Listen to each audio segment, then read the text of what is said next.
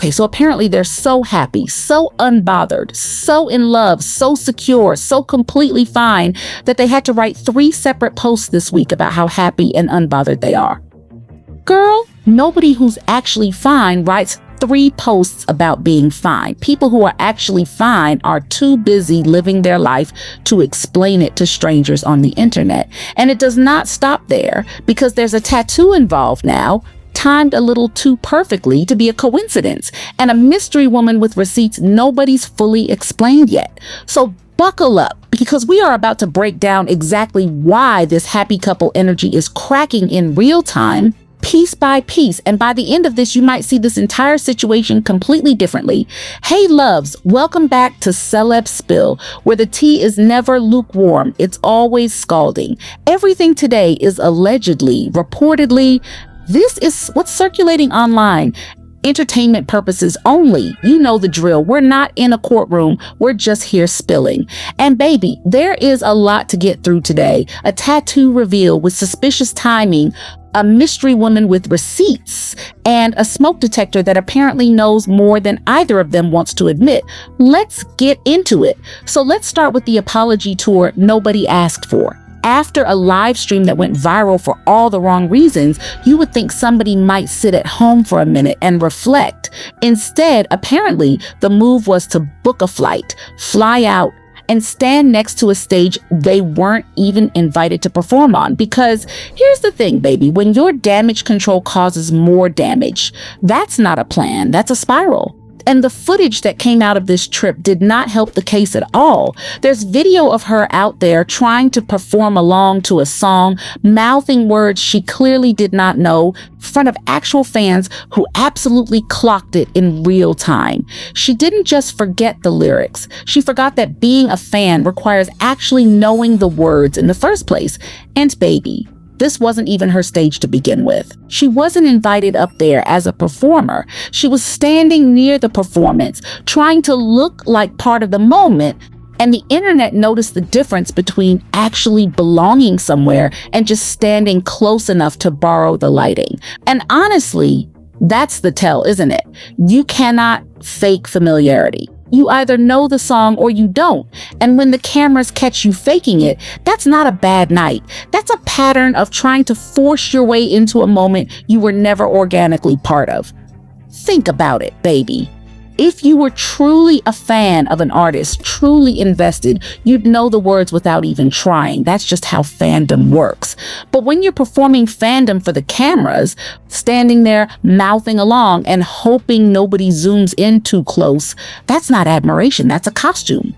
And costumes fall apart under bright lights, which is exactly what happened here. But here's the plot twist nobody's really talking about, and it might be the juiciest part of this whole thing. He wasn't the headliner either. Not even close. From what actually aired, he was doing features, covers, throwing in old collaborations just to have a reason to be on that stage at all. So think about that for a second. 2 people standing near somebody else's spotlight, and neither one of them actually got handed the mic as the main act. That's not a power couple moment, baby. That's 2 people borrowing relevance from somebody who was gracious enough to let them stand nearby. And here's what really stings. If she's supposedly this real artist with records out, this was the moment to actually showcase that. Open for the headliner, get a real platform, get taught how to actually perform in front of a crowd that size. Instead, she's on the sidelines, watching, clapping, playing the supportive girlfriend role while the real opportunity walked right past her. That's not a flex. That's a missed audition dressed up as a vacation. And baby, think about what that says about the actual relationship dynamic here. If he genuinely wanted to build her up as an artist, that stage was sitting right there, free and clear, ready to be used. Instead, the decision was made to keep her in the background while he collected features and covers just to justify being on the bill at all. That's not partnership. That's convenience with a +1. And here's the part that really seals it. Baby, a real partner, a real supporter uses their platform to lift the other person up when the opportunity is right there for the taking. Instead, she got a front row seat to watch him perform songs that weren't even fully his while her own catalog sat completely untouched. If that's not a message about where you actually stand in someone's plans, I genuinely don't know what is. Now let's talk about the social media posts, because baby, this is where the cracks really start to show. First, we get the flight announcement, very casual, very just living my life, conveniently letting everyone know exactly where she is and who she's with. Then the follow-up post about dealing with jealous haters since childhood, laughing at the negativity, completely unbothered, allegedly. And on his side, a whole slideshow about letting the liars lie, letting the haters hate, showing off crowd photos and security detail like it's proof of something. Here's the thing about that though. When you have to post 2-3 times in 1 week about how unbothered you are, that's not confidence, baby. That's a countdown clock on a meltdown. Actually, unbothered people do not need a weekly press release confirming it. They're too busy being unbothered to type it out. Think about the people you know in real life who are genuinely fine after something embarrassing happens. Do they sit down and write paragraphs about how fine they are? No, baby. They just move on quietly without narrating it for an audience. The moment somebody insists this hard, this often, that's exactly when you should start paying closer attention, not less. Because real peace doesn't come with a caption. It just exists. Now, let's rewind to the live stream that started this whole mess, because this detail alone tells you everything you need to know. During that stream, there was reportedly an argument over food, over him not wanting what she brought back, over her getting upset and storming off. And in the middle of all of it, there's a smoke detector going off in the background the entire time, an $8 million woman, baby. And that smoke detector is still beeping like it's begging somebody to change the batteries. Nobody paused to fix it. Nobody even acknowledged it. It just stayed there, chirping through the entire argument, like the universe itself was trying to signal that something in that house needed attention and nobody wanted to deal with it. That detail alone is funnier and more telling than anything either of them has said publicly since.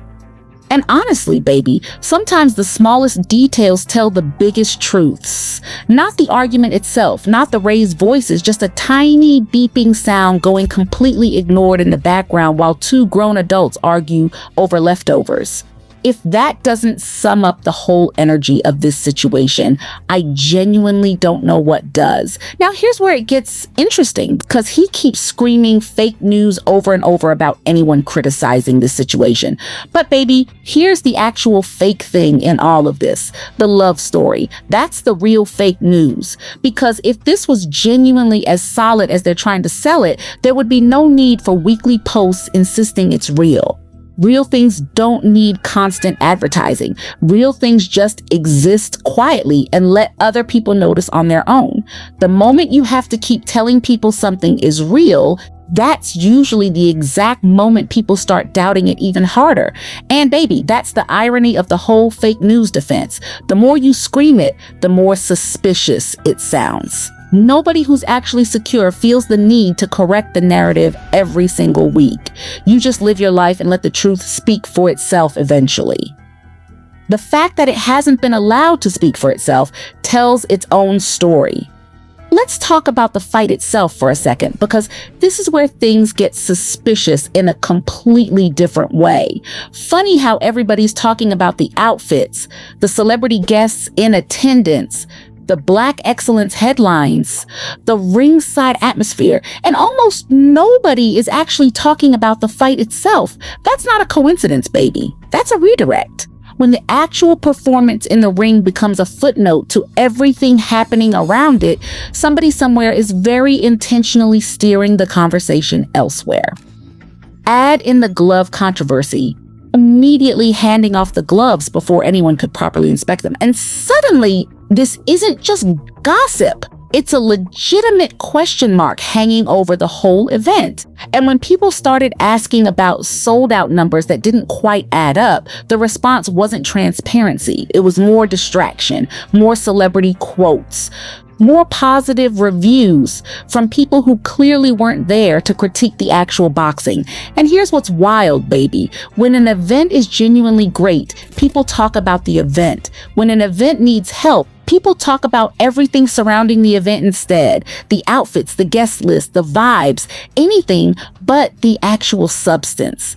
And once you notice that shift in conversation, you cannot unsee it. The silence around the fight itself says more than any headline ever could. And now, baby, let's get into the tattoo, because the timing on this one is almost too perfect to be accidental.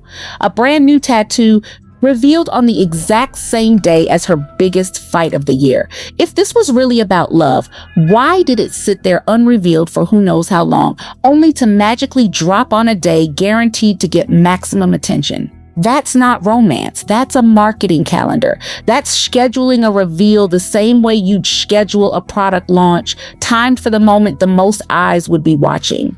And when the actual footage came out, it wasn't even a big statement piece. It was small enough that it had to be lifted up by a sleeve for anyone to even notice it was there. All that planning, all that timing for something that small?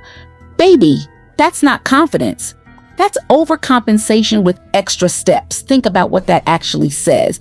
If this was truly about love, about permanence, about wanting the world to see how serious this is, why hide it under a sleeve for who knows how long, only to reveal it on the one day guaranteed to make headlines for a completely different reason?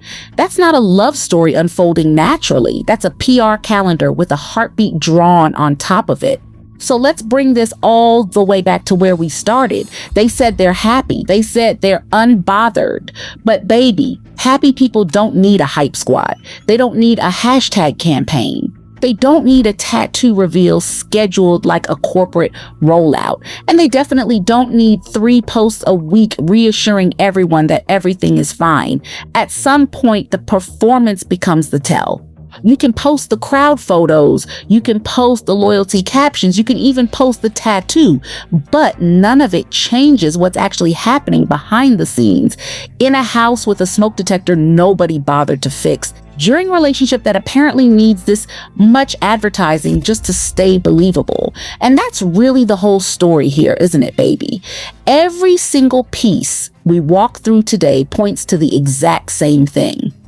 When something is real, you don't have to work this hard to convince everyone else it's real. You just live it. The fact that every single move, every post, every tattoo reveal, every crowd photo feels like a campaign instead of a life is the loudest answer of all. So maybe the smoke detector really was trying to tell us something all along, beeping away in the background while everyone pretended not to hear it. Sometimes the loudest truths come from the smallest, most overlooked details. And baby, this entire situation has been full of them. So tell me, loves, Team Claressa is thriving and none of this matters? Or Team Girl, read the room?